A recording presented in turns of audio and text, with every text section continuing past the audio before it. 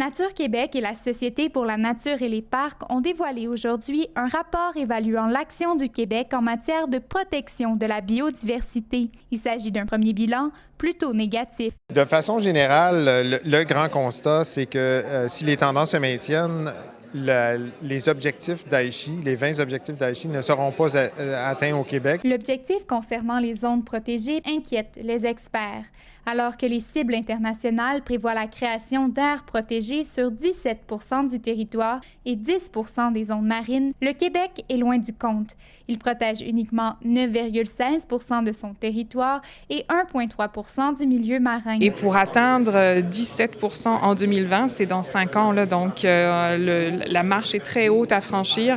Le Québec est un vaste territoire, donc ça correspond à d'immenses territoires protégés. Selon le secrétaire exécutif de la Convention, le Québec se doit d'être un leader en matière de biodiversité et devrait prendre exemple sur son voisin, l'Ontario. It would be great if Canada can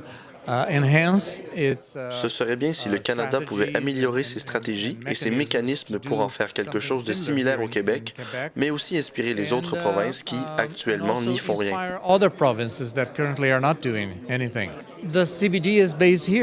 De plus, le Conseil de biodiversité est basé ici. Le Québec devrait prendre cela en considération.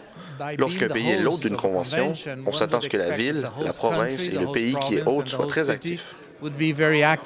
Bien qu'il semble que les objectifs du Québec ne seront pas atteints dans les délais prévus, Nature Québec et la Société pour la nature et pour les parcs restent positifs. Dans leur rapport, ils font plusieurs recommandations au gouvernement du Québec. On parle entre autres d'un plan d'action pour les aires protégées et d'une politique d'aménagement durable du territoire. C'était Isabelle Neveu à Montréal.